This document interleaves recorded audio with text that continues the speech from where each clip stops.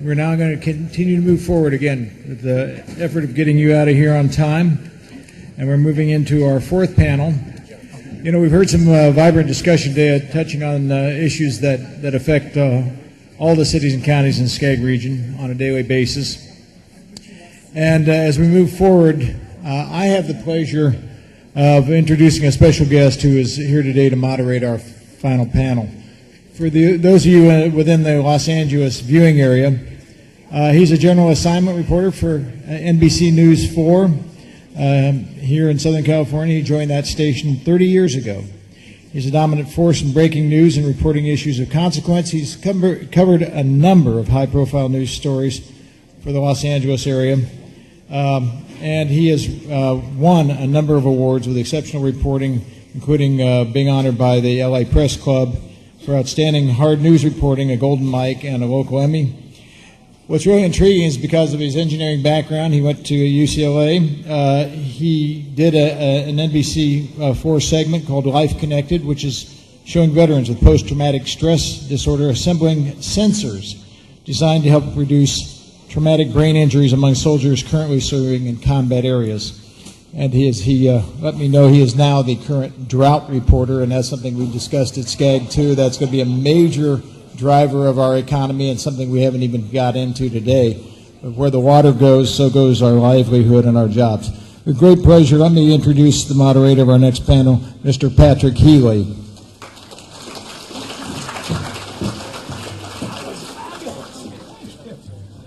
Carl, thank you so much. That guy is so good. He wrote my resume on the spot. I am totally impressed with that. Well, on behalf of NBC4, we are very happy to be a part of this event, to be dealing with these issues today that cut right to the core, right to the essence of our society, where we live, and what our goals are for the future. As I look around the room, I'm so impressed with the turnout today. And I feel guilty that we didn't even give you a potty break here between sessions. So, you know, if you need to sneak out for a few minutes, that's certainly allowed. But this turnout, the commitment is so impressive. And I noticed there are actually a few of us in the room old enough to remember when LBJ did launch the War on Poverty, and to remember not only what a significant event that was, but also to realize how much our world has changed since then. Since the days when we were riding the crest of this unprecedented post-war boom that went away sometime during the 1970s, and not to say that all our booms and all our prosperity went away then, but it's been different since then. And the nature of our economy has been different. And 50 years in, we certainly have new issues to deal with. I know you've heard some wonderful comments. I've heard some of them so far today from the three previous panels. Gray Davis is always wonderful. Connie Rice, one of my favorite people on the planet, had some wonderful ideas for you. And in your previous sessions, you know, we've laid out the scope of the problem. We've looked at educational development, workforce development. In this session here with our distinguished guests, we want to try to move the ball forward, to take the next step, to try to work on the process of developing tangible steps that can be taken, action that can actually achieve results, not just talking about the problem, but actually moving ahead with it. I take a break to make sure I tell you all the things in the small print I'm supposed to tell you before we begin. Oh, here's an important one. As in the previous sessions, we are going to be doing a Q&A session afterwards. And there is so much interest in this panel that I've already received my first question card, even before you've heard from the panelists. So I think that's a very good sign. And I think, as we've done in the previous sessions, rather than doing the bios all in advance, let's do them individually before we hear from each speaker for the first time, so we can get right into the meat of our discussion. And our first presenter is really an interesting man with extraordinary background. He's been in Baltimore, he's been in New Orleans, he's seen a lot of this country, he's come to Los Angeles in the last couple of years.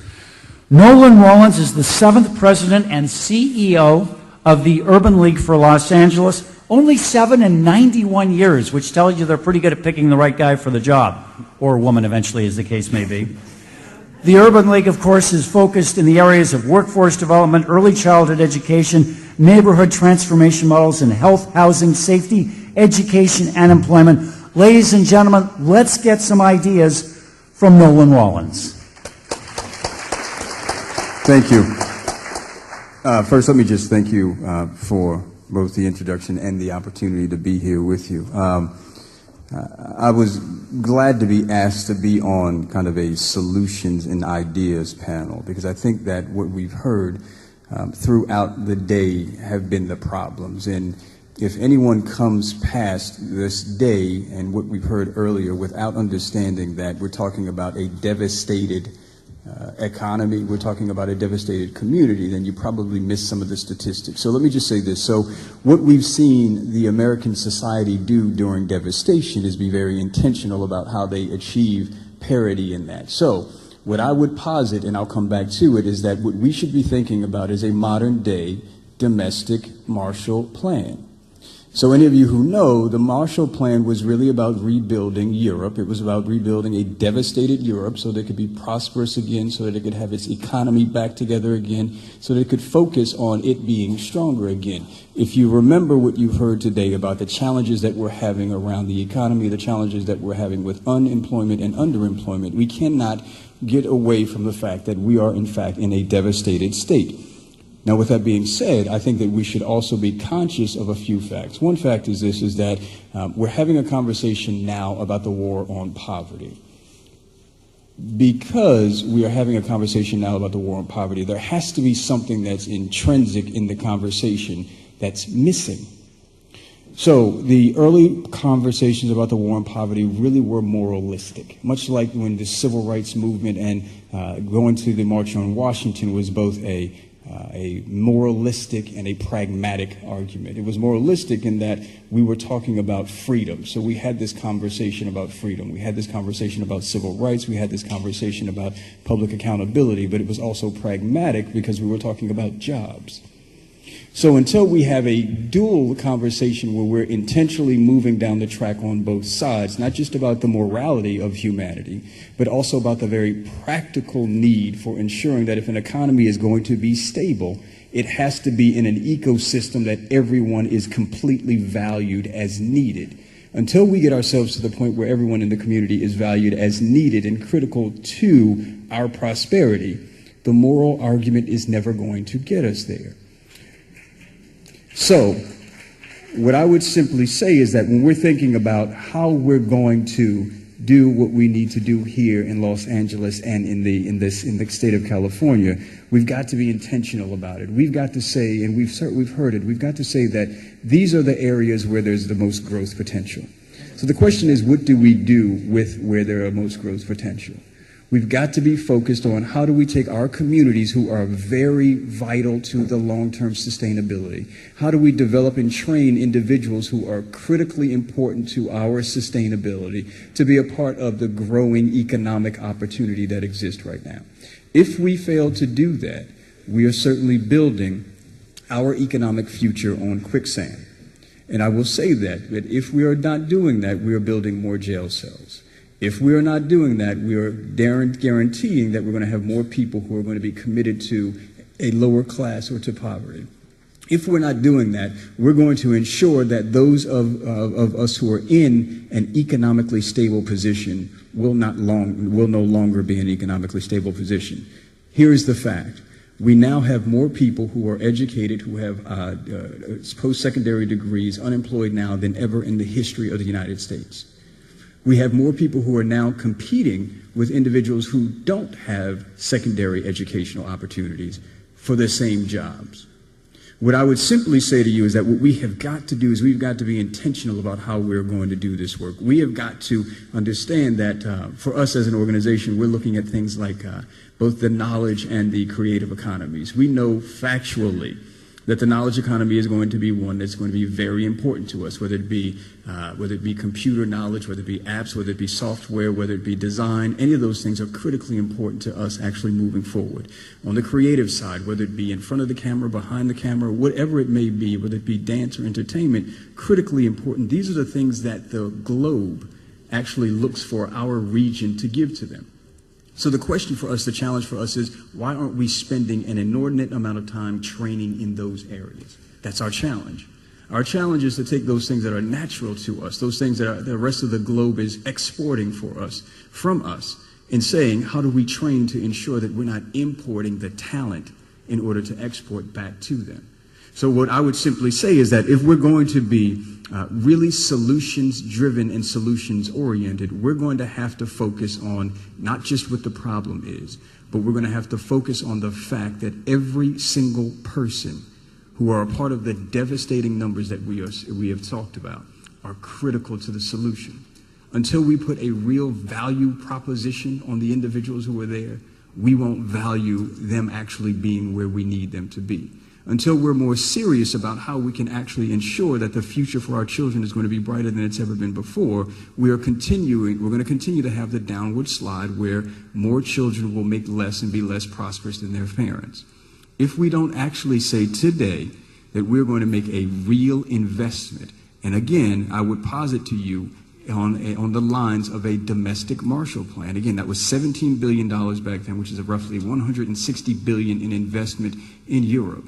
If we don't have a conversation about how we can do those kinds of things now and create real public investment where private investment will sidle up to it, where we are doing public investment in a very smart way, we can spur that private investment. So for us as an organization, we don't make a distinction between being pro-business and being pro-employment. It is not an either-or for us.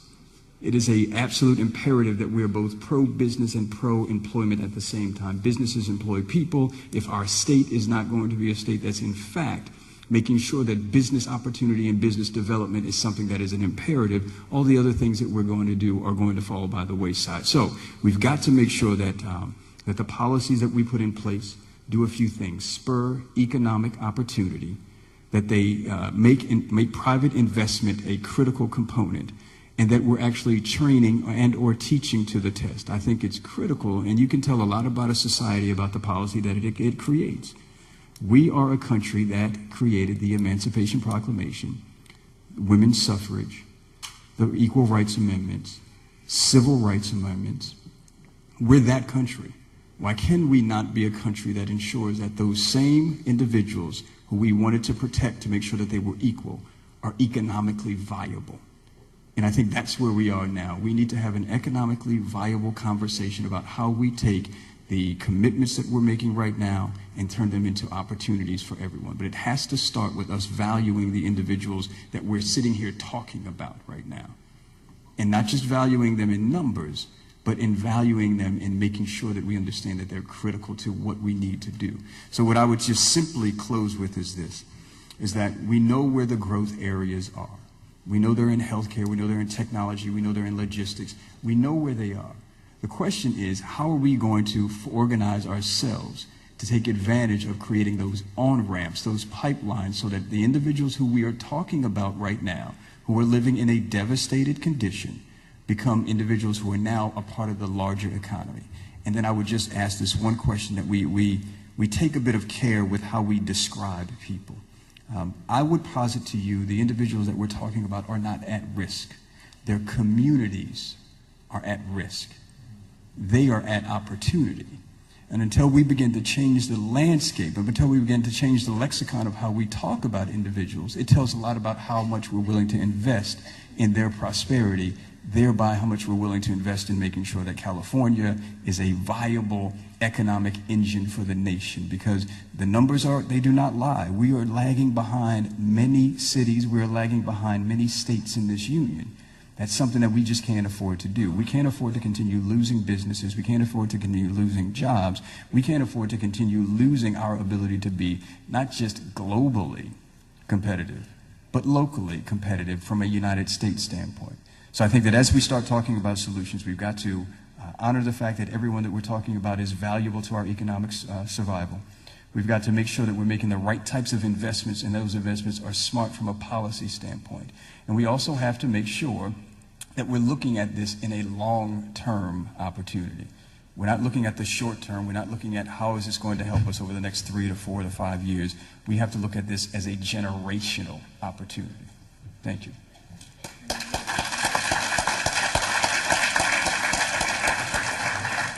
thank you very much. I already have some follow-up questions, but I'm going to hold off. I think the room needs to hear from the rest of our speakers first. So let's move right to Ralph, who may get an award today for the distance he traveled to join us, although there's another panelist who's a contender for that honor today. But Ralph Cordova Jr. is the County Executive Officer of the County of Imperial, so he came all the way from El Centro today. He's been with the county for 20 years in a variety of roles, including we got another lawyer here. County Counsel and Deputy District Attorney. So let's get some ideas now from Ralph Cordova Jr. Thank you. Thank you for the opportunity to speak here today. And I got to tell you, Nolan, you got me scared. Well, you speak well. Let me take from what you said and let me get real a little bit here, okay?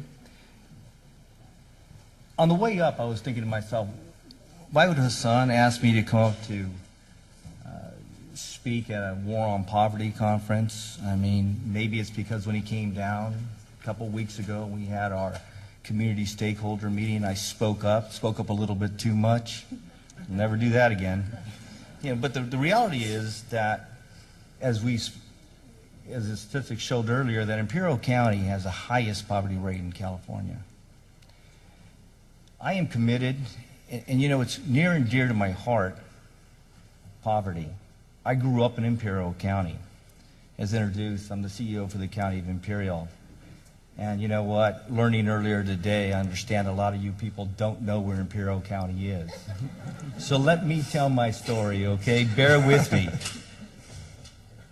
We're south of Riverside, east of San Diego, just north of Mexico, just on the other side of Arizona. That's Imperial County. Now, during the wintertime, you guys are going to be having a really nice salad somewhere. I can almost guarantee you that that lettuce on your plate is coming from my Imperial County. That's where Imperial County is. So let me go on and tell my little story here, and I'm going to bring it back around. I'm not as eloquent as you. Boy, I hated you guys in school. Our unemployment rate in Imperial County hovers about 25%. That's a good rate. Recently, it was about 23.9%. Not too many years ago, it was well over 30%.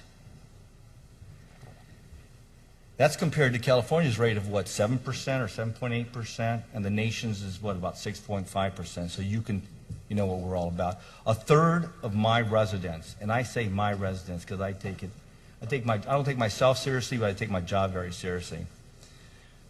A third of our residents are eligible for Medi-Cal. As it changes a little bit, and we all know what the Medi-Cal has done, we're going to have 72,000 people in Imperial County that are going to be eligible for Medi-Cal. That's a lot of people. We only have 177,000 people in Imperial County. You know, but not really much has changed in Imperial County since I was born there a long time ago. We're primarily an agricultural region. Last year's report, which for the agricultural production, was the crop value was in the neighborhood of about $2.15 billion. You know, and I guess that's what brings it around for me. I look at these numbers, and I'm going to be honest with you, I'm tired. I'm tired of being the highest unemployed. I'm tired of being the highest, you know, impoverished county in the nation. I'm tired of having 50,000 of my residents live in poverty. I'm tired of all that. But bringing this all back around, I look at this and I said, you know, we got some great numbers out there. Why is it that we're this way? Why is it that we continue this way? I've been extremely fortunate. I was born and raised in Imperial County. I left. I went to school. I'm a graduate of the UC system. I went to UCSD, San Diego, and I went to Hastings College of the Law, and I'm sorry. But, you know, so when I came back to the county, and I came back and I was looking at working with the County of Imperial as the Deputy District Attorney, you know, I thought to myself, and I was telling somebody earlier today, I started doing drugs. No, not like that. I started prosecuting all the drug cases. As I started prosecuting the drug cases, I became more and more aware of my community that I grew up in and said, you know what, this can't continue to happen. I was very focused on the drug issue down there. You know, I look back, now I'm in a position to help our community, you know. Who would have thought that? Certainly not my high school teachers. Ooh, no. Nor my foreman. When I say my foreman, when I worked in the fields picking cantaloupes, he would have never thought I'd be here where I am today, in a position to make a change. And I take that very serious. As many of you and all of us constantly think about is how can we create jobs in our community? I think Governor Davis said it earlier very well.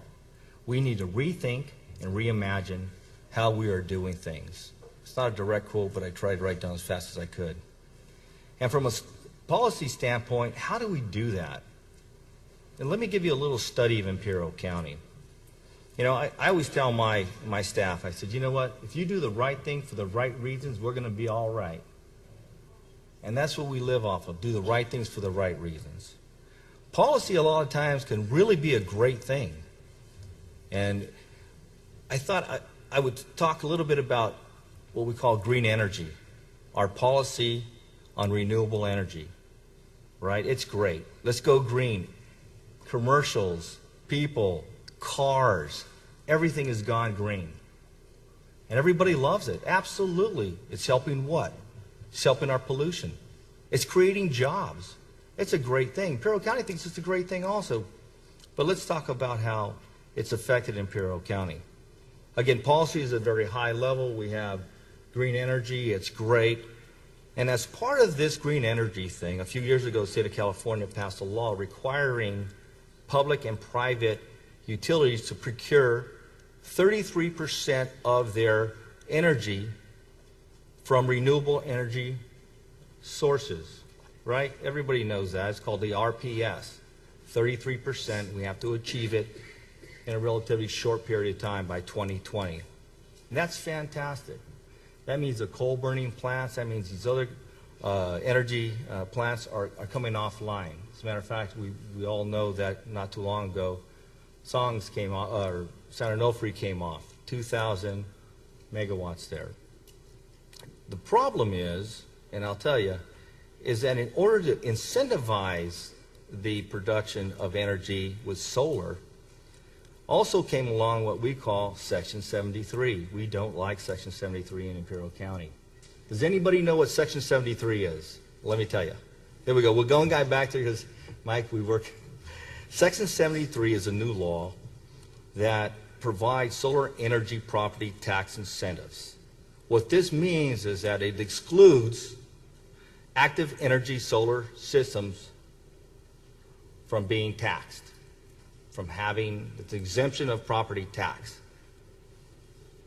So it's not a big deal, right? Or for Imperial County it is. Let me tell you why. Over the last 5 years, we've been very aggressive. We've wanted to help the RPS out for the entire state of California. And in doing so, we have essentially lost billions of dollars of assessed property value.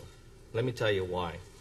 Imperial County over the last 5 years has, I think 26 or 27, we've approved 26 or 27 solar projects.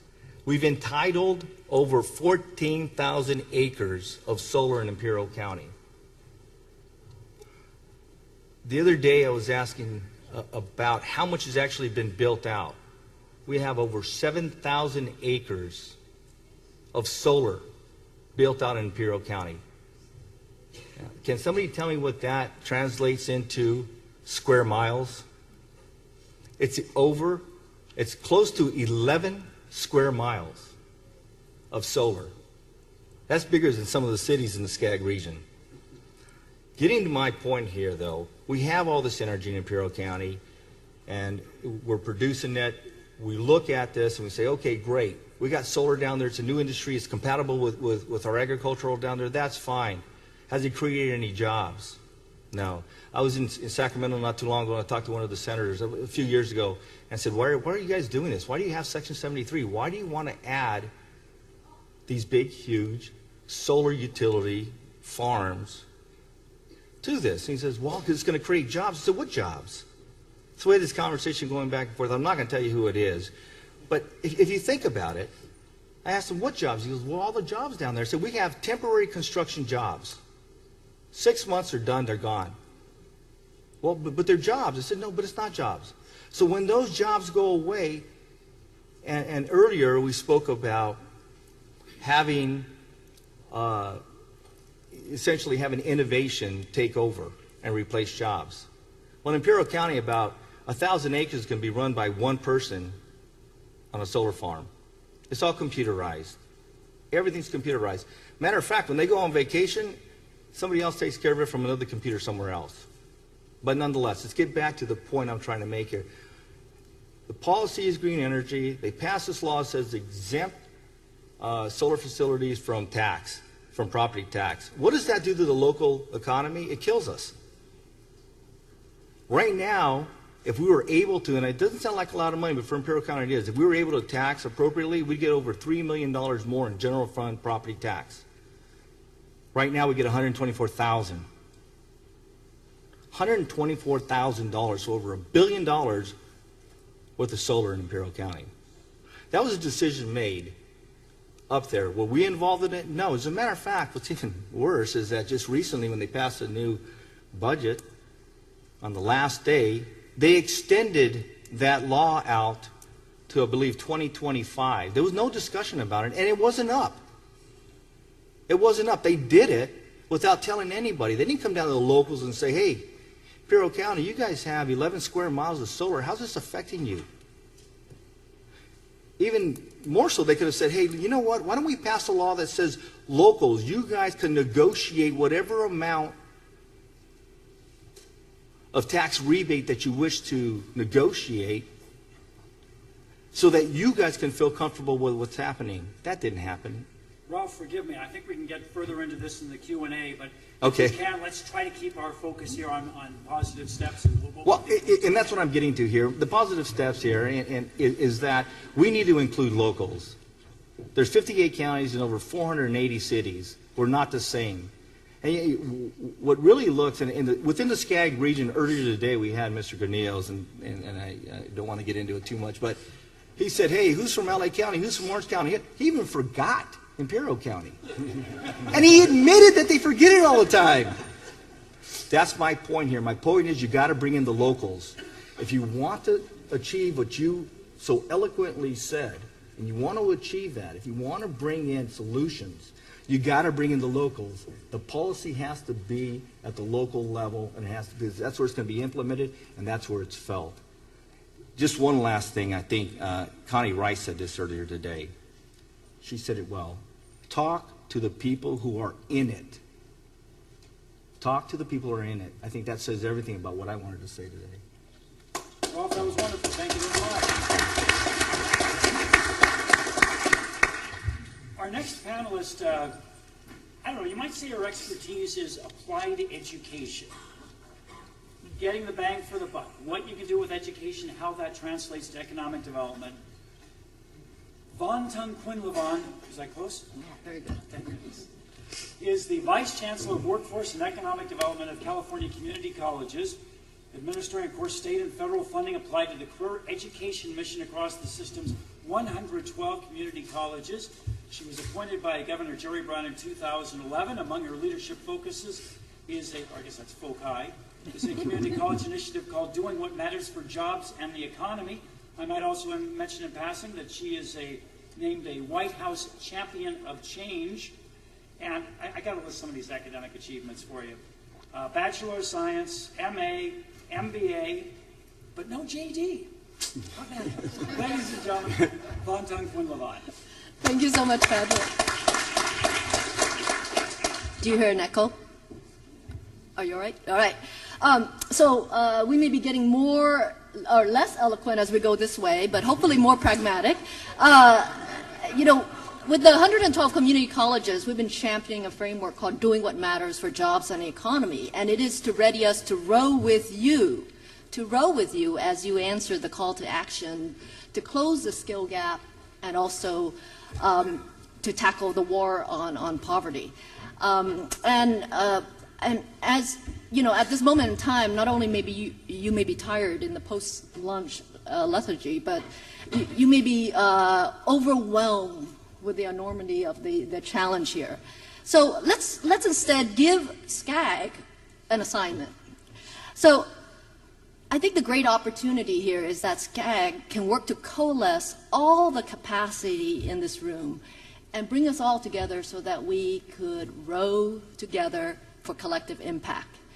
How can this, what does this look like? I would love to see a regional jobs blueprint, that would quantify your skills and job creation goals for the region. What are the industry sectors? Which occupations? How many industry-valued credentials, certificates, or degrees do you want to produce? And by the way, this is my moment of commercial. If you take a look at this, we have produced our salary surfer, which maps actual earnings of graduates out of all of our certificates and AA program across the entire state. And what you will find is that 5 years after leaving our community colleges with an AA degree in career technical education, the average graduate earns $66,000. That is a darn good family supporting wage. Thank you. Thanks for my infomercial. Okay, so a regional jobs blueprint. Secondly, I would love to have a Google map of every single door, every single institution in the region that you can knock on if you're looking to build your skills. I mean, in this day where you can find every single restaurant, from a freeway that you're looking for in every service, if I want to find skills, it is actually very confusing how many providers there are, and that includes the community colleges. So how can SCAG create an app that can help all of us make it easier for Californians to find their way to the skills, for employers to find the skilled workers, and the partners to find each other so that we could all row together? Third, it's been mentioned by a lot of speakers earlier of all these flows of funding. There's federal flows of funding in the form of WIOA. There's the $250 million Career Pathway Trust that Lupita mentioned from the California Department of Education. In the community college, we've set up a whole set of Career Technical Education Equipment Fund banked at the regional level and banked at colleges. In the GoBiz and as well as the California Workforce Investment Board, the slingshot monies to help regions organize and coalesce. So I would put out there that it's not really, that it's actually the monies are all floating out there waiting for you to grab and pull it down. And the task at hand is actually to put the state and federal job training investment to work in ways that match employer needs, So what's an example of match? Lupita mentioned internship, externship, loans of your employees to go teach classes, loans of your property. So these are all ways that, it would be great to lock up half this room with employers and challenge them to come up with matches. Because the stronger the match, the easier it is to actually pull down all of these federal and state dollars that are actually calling out for signs of employer commitment to solving the skill gap. There's a few best practices that can be useful. It's been mentioned that local hiring clauses, community benefits clauses, that's an extremely effective way to match the supply and demand, and is a form of match by employers. We've also had a history of separating job training with the employer site, sort of to keep it arm's length. But in other states, what they do is they embed community college basic skills, academic skills on the premise while people work. So a lot of the learn and earn models, those are examples of matches by employers. So that it's definitely in the interest of workers, but also their employers. And then lastly, stackable credentials.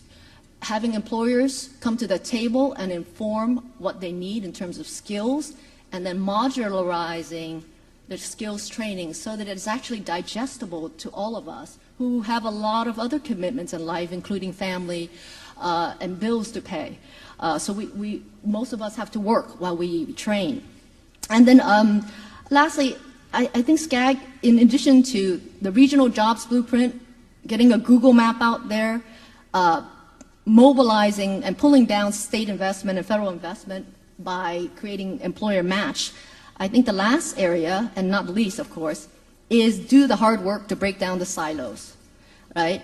To break down the silos. We know there are very effective practices that if employers define the skills and they hire or create internships, if the local workforce investment boards or community-based organizations do the outreach and case management, if the community colleges and education providers do the custom training that's needed to close that skill gap, all three entities coming together, braiding their resources, would get that talent pool, will get that community, would get that veteran into the jobs made available by the local hiring clauses. We know that is an effective model, but that effective model requires all of us to break down our silo, braid our resources together, and collectively row.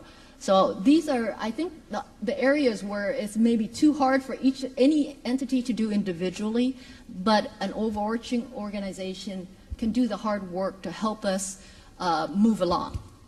Thank you.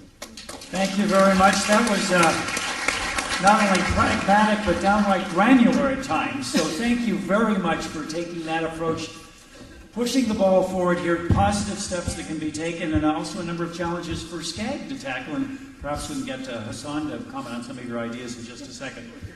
Yes, sir. Oh, we're going to change one more microphone one more time. Thank you. Kim, you can stand down for a second. We're doing a mic change. Okay, great. Our next panelist, and Kim, thank you so much for your patience, brings a special perspective to regional economic development. And we're talking about Ralph, what a distance he traveled to join us today. Well, Kim Zulli came all the way from Boston, Massachusetts to be with us. She is based in Boston. She is the Senior Vice President and Director of the Research and Advisory Practice at the Initiative for a Competitive Inner City, ICIC.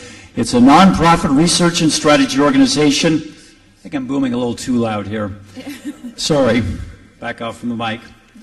ICIC strengthens inner city economies by providing businesses, governments, and investors with the most comprehensive and, well, information that can be turned into action in the field about urban marketing opportunities. So, Kim, let's talk about regional economic development. What can we do?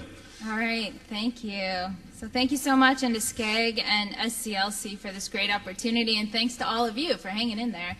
This has been a great day. I found it both inspiring and humbling. Also, it's not noted on the agenda, but I'm also the token economist for this panel, so be forewarned. I know you've heard from a lot of economists today, so I'll try to keep my data to a minimum. I'm so thankful I wasn't the economist who had to follow Ms. Rice this morning, who was so compelling. That was a hard act to follow, although John did a great job. So just quickly on ICIC, it's what they call a think and do tank. As Conan said, we're a nonprofit. We were established in 1994 by Michael Porter at the Harvard Business School to offer a market-based approach to inner city revitalization. So we heard a lot of inspiring speakers today, a lot about the moral imperative to help alleviate poverty. And while everyone at ICIC, including Michael Porter, believes that it is the right thing to do and that we do have this moral obligation, at ICIC we were created to win over the minds.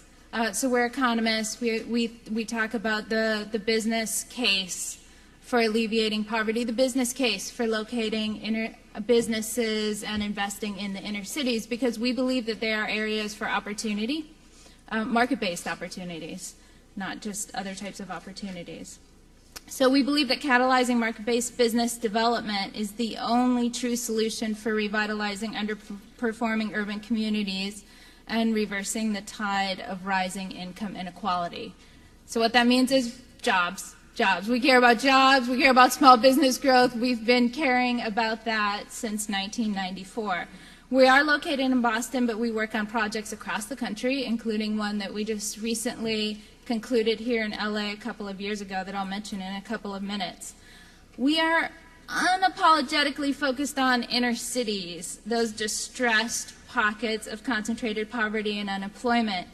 Poverty is place-based. It shouldn't be, but it is. And it has some defining characteristics or solutions based on where it's located. Before I started working in urban poverty, I worked a lot in rural poverty. So I have seen a lot of different poverty in a lot of different places.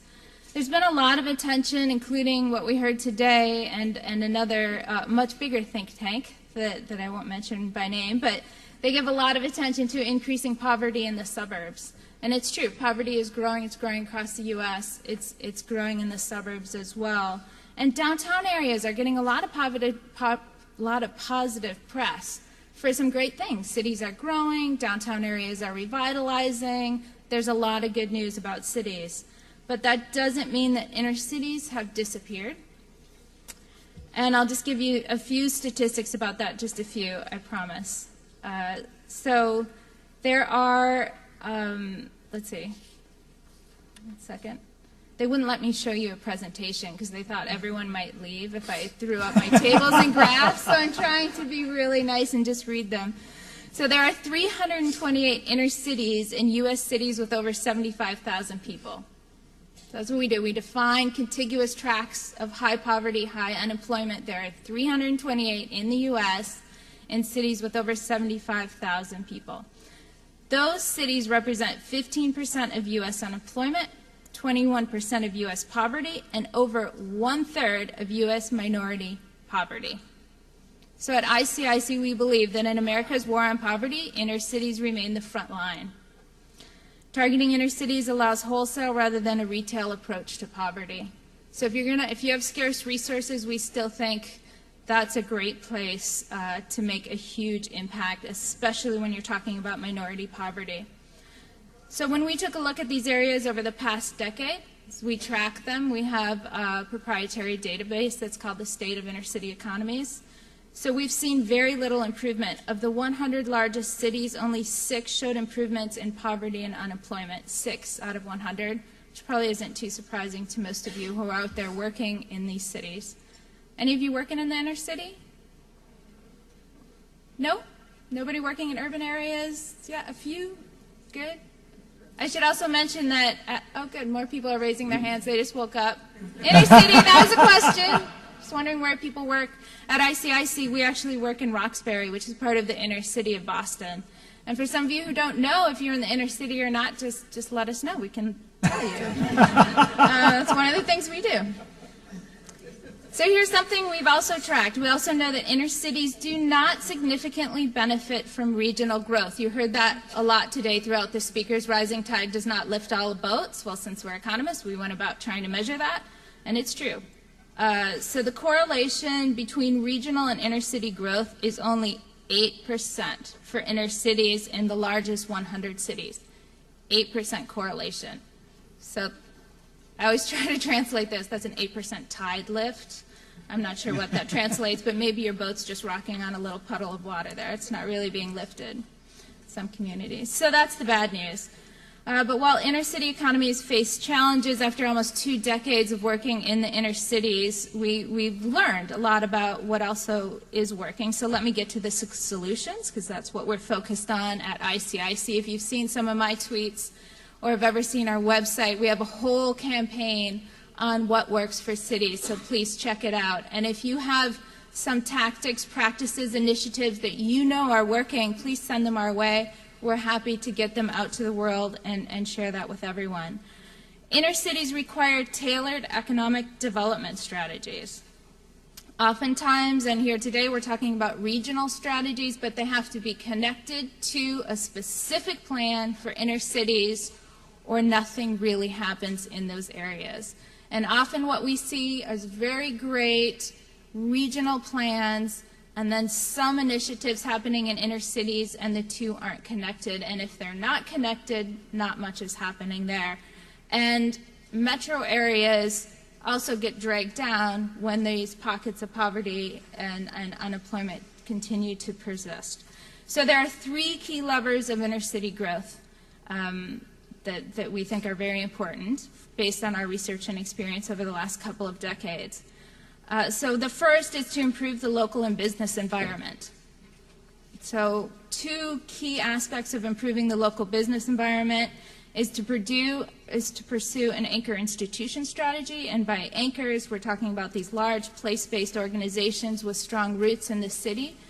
A lot of people think about the eds and meds, the hospitals and the universities, but we also think of large corporations, the utility company, the community foundations, and others that are major employers in the area. So we think that's one very key tactic that cities should be employing and looking towards those large organizations.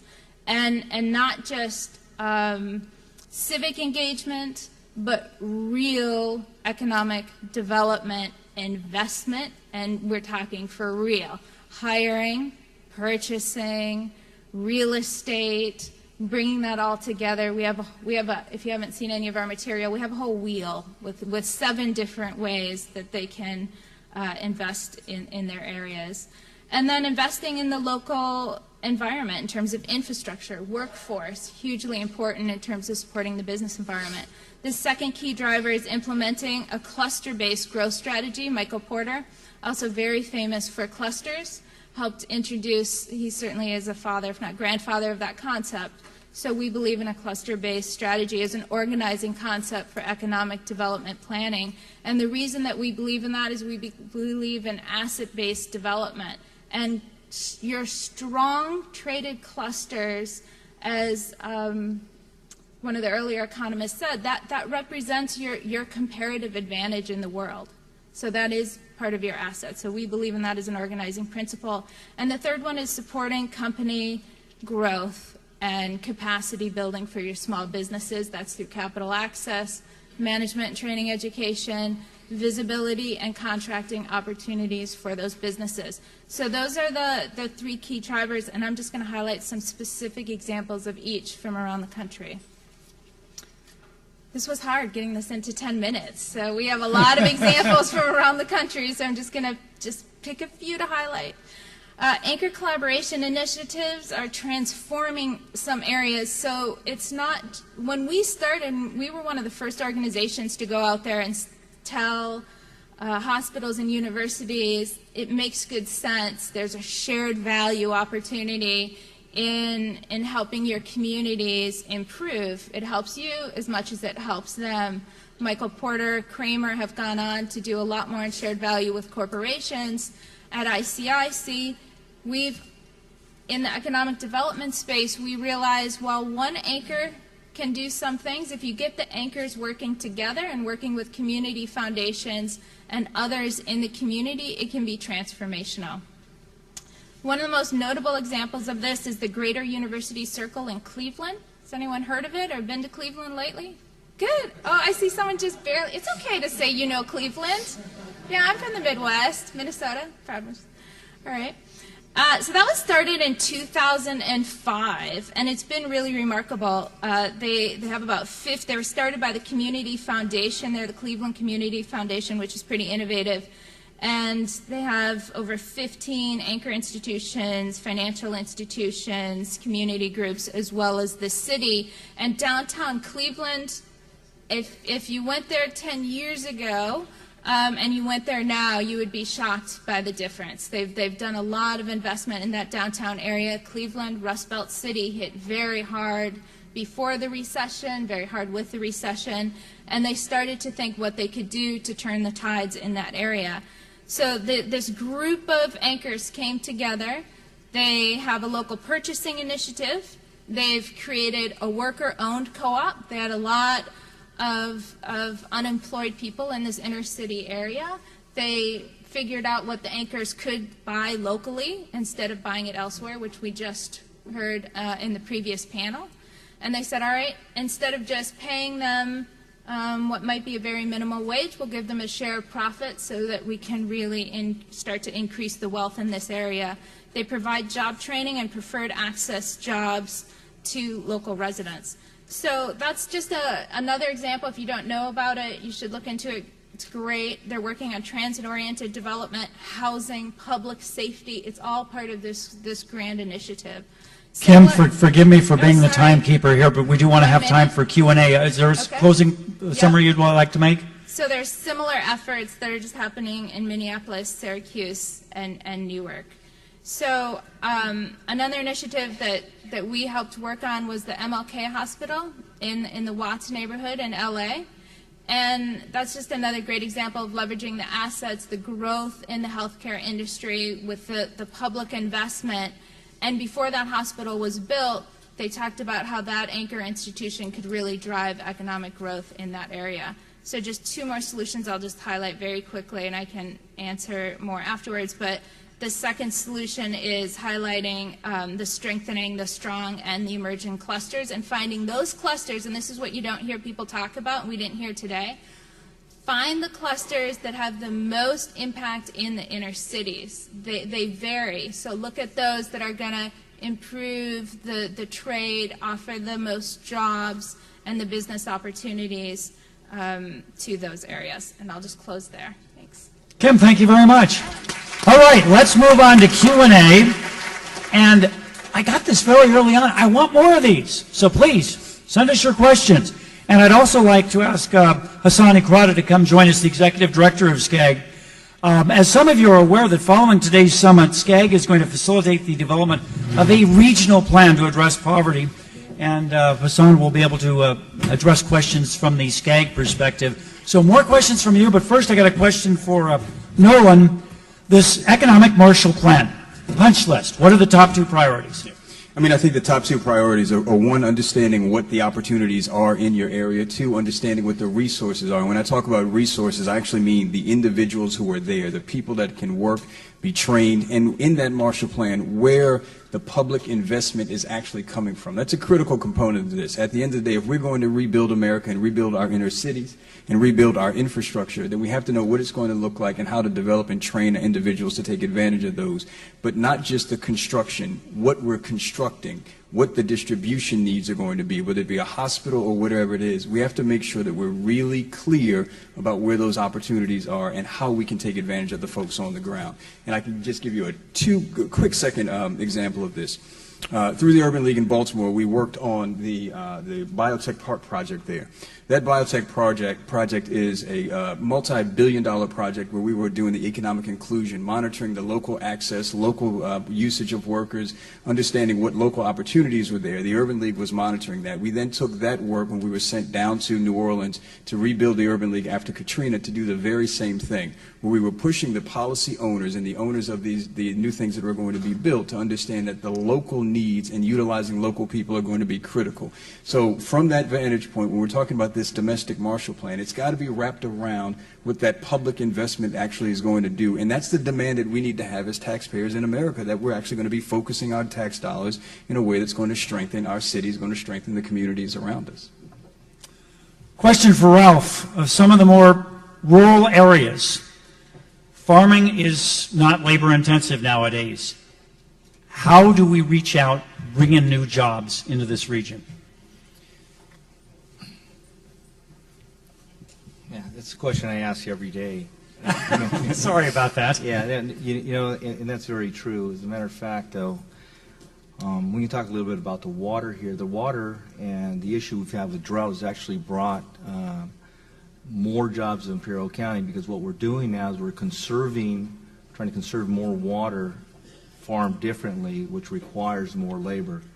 So as we move forward with farming, we're actually creating more jobs in the industry, because we're starting to use sprinklers now. Somebody has to lay out the sprinklers, somebody has to pick up the sprinklers. But I think what we really like to focus on in Imperial County when we talk about agriculture is bringing forth the kind of agriculture that is at the cutting edge, if you will. There's a lot of agriculture out there that we can look to. We have the extension out there to bring, if you will, better product to Imperial County. But it's really difficult. Agriculture is agriculture. You still got to water it, you still got to grow it, and you still got to pick it, and that hasn't changed in 1,000 years, and it's probably not going to change in another 1,000. What we're looking at is bringing it in industry, bringing in others that are compatible with with agriculture, and that's our challenge down there. The discussion we've had here today, we talk about we talk about the urban regions. Nobody talks about the rural in Skag, because Imperial County is the only rural area. But let's get real about that. Let's talk about that a second. How do we take an agricultural community that is 25% unemployed and create jobs there? And I really appreciate this discussion that we're having here today, because I'm taking back to my county a lot of what is said here, and I'm going to try to reduce it down to how can we help Imperial County get jobs, because we're 25% unemployed, and we need to do that. So with respect to agriculture, that's a difficult thing, where we need to bring in agriculture that's compatible, industry that's compatible with agriculture. And of course, the other difficulty in bringing in jobs is the world economy, the competition with overseas. Maybe I should pose this question to Van Tung Quinlivan, but other panelists feel free to jump in on this. I'll give you a quick story. I had a friend of mine was launching a high-tech startup company, and the employees he hired, it was the United Nations. He had a guy from India, he had another employee from Vietnam, he had an employee from Ireland. How do we compete with the educational systems in other countries, especially in Asia, where their kids are learning more and they're learning faster than our kids are? Well, that's one of the truths. The truth is not that we have dropped in our education attainment, is that others have found more urgency and they've galvanized, and now they've achieved a higher level than where we are. So our urgency and our need to grow together is actually to rise up to meet the global challenge. I want to, for a moment, tie back to Imperial County, for example. So in the area of agriculture, agriculture is a huge export it's the #1 export for the state of California. And in this period of drought, the state actually is putting out monies to help mobilize the community colleges to work with the employers who are affected by drought, so that we could help retrain employees for the new irrigation technology, for pest management techniques that affect water usage. And then, of course, as you're beginning to build out the type of training that then is used by the skills of the worker, think about the global economy and how many other places are facing issues with drought, and whether or not there's an opportunity to export some of that knowledge and some of that technology in the rest of the world. So we have to think about the global economy and see, where we can build competencies and sort of double down on some of those expertise as we think about the talent development and mapping that with the global opportunity. You obviously don't know Imperial County. We've got all the water in the world. As a matter of fact, San Diego and LA's taking it from us. So, Kim, make the argument. I appreciate that. Kim Zulli, make the argument why this planning needs to be done on a regional scale, why it can't be done, well, for example, by areas where you have major cities like Boston, or we have the major city here, Los Angeles. Why does it have to be done on the regional basis? That's a great question. It's because our economies are regional, primarily. So, when we think about city boundaries, those are really very political, but economic forces and markets cross those boundaries all of the time. So there are also economic areas. And we need the broader partnerships to support all of these efforts. So it can't just happen on a very local level. There simply aren't enough resources at the local level to support that. So although in today's world we're all about local solutions and self-help is very important, and we are in cities that have been so abandoned, like Newark and Detroit, where they really had to find their own assets and their own ways to help themselves at the end of the day to make sure they're competitive and they're really striving for long-term growth. You need those regional forces to work together. Kim, thank you. We have a question from the audience that I would like to read for you. And the questioner starts with the premise that philanthropy is replacing civic engagement in many highly impoverished areas. So the question for the panel is how to reach out and engage the disenfranchised rather than just having them be beneficiaries. I think Nolan wants to take Yeah, a stab no, I mean, at that. again, I think it's a value proposition. I think that, again, framing is everything. When we spend our time talking about people in certain terms, like the disenfranchised, we're automatically saying something to them about themselves. When we talk to them about them as being assets to the community, we're having a very different conversation. So it's very hard for someone who is already in a very difficult position to feel a paternalistic force actually coming to them and saying, this is what you should do and this is how you should act. So I think, one, framing becomes incredibly important. And then when we talk about the opportunities for foundations, particularly our community foundations who are really closest to the ground, I mean, I think that's where that leadership comes from, in framing the value proposition for the individuals that we're working with, because ultimately, and I think that we should be really cognizant of this fact, is that that while we may believe that we're going to help someone, we're actually going to be helped, because if we aren't creating this real space where we're all doing it together, it's going to collapse on us. And I think one of the things that we've really got to be honest about is that's one of the reasons why we're challenged in the nation, quite frankly, globally, for being number one. We're challenged for being number one because of the disinvestment in kind of local Americans and American ideals and democracy that has allowed other people who have said, we're going to invest in a way that's going to strengthen our countries. We've got to just strengthen our country. We've got to be very intentional about doing that, and that starts with the way that we talk about one another. Point well taken.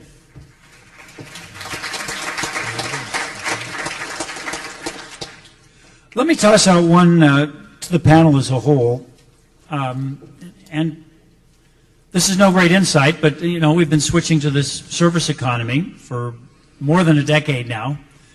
Do we play that hand that we've been dealt, or do we fight that? Is it inevitable that service jobs, for the most part, will not pay the kind of money we hope they would and not lead many people out of poverty?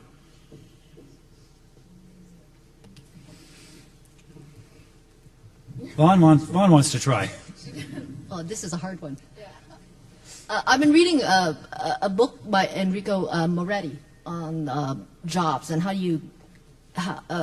the multiplier effect of jobs. So in the manufacturing world, every manufacturing job actually creates 1.6 multiplier effect in terms of other jobs downstream. So for every one manufacturing worker, there may be a barber, a salesperson, a doctor, dentist, etc.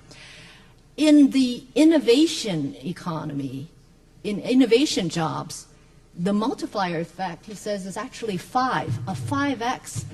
And so now you're asking, what is an innovation job? So that is a job that's highly dependent on the creativity and knowledge capacity of workers. Like for a biotech person to create a patent, right? Someone who's programming software, and then you get Facebook. There's this 5x that's happening. And what he argues is if you can actually get those innovation companies to start coming to your location, which is what Las Vegas is trying to do, etc., it floats the boat of everybody, because once the innovation workers are there, there's a cascade effect, and it actually they're bringing home the wages, and then the service industry associated with supporting that economy, actually you see the wages rise for everybody, right? Because those people are consuming more Starbucks. They'll create more stores, the retail sector, all this. So it's not like you can bring in more Walmarts and then that will cause the creation of innovation companies. You need an innovation company will bring in the service sector. So there's a different cause and effect in terms of the framework of how you do economic development. And I found that very fascinating because what that means is now those areas that want to go after the innovation sector, key skills have to be the 4 C's, which are critical thinking, collaboration, communication, and creativity, right? So they're the STEM skills, the STEAM skills that have previously been talked about. And so as you think about your education and training strategy, you want to make sure that you have a pipeline that is going to be able to be the reason why companies want to locate in your area and bring those innovation jobs. And that will float everybody's boat in terms of lifting the wages of the service sector. Thanks very much. Panelists, thank you all very much for your thoughts and insights. And I'm going to volunteer that you can stay around for a few minutes after this session to answer additional questions. But on behalf of NBC4, thank you so much for allowing us to be a part of this today. And we're going to be following SCAG's plan, this regional approach to dealing with poverty. Carl Morehouse, take it away. Patrick, don't move. Panelists, don't move, because I've been contemplating this all day. I feel like I had to give some prizes. First of all, if you saw in the program, we had Conan Nolan. He got called away. Talk about Johnny on the spot reporters. So for pinch hitting, we got to hear it for Patrick, and I'm giving him an official SCAG pin. Oh. Yeah! Second for the longest distance traveled, Kim. I'm presuming you have an iPad. We're giving you one of our official 2014 SCAG Regional Conference iPad covers. And third to Mr. Cordova. We hear from the first Vice President, El Centro's Mayor Villegas Walker, all the time about she can see Mexico from her back porch. We know where you are, but as the second farthest outlier, I'm happy to give you a pin of mine from the city of Ventura, the other outlier. So here you go. So, thank you.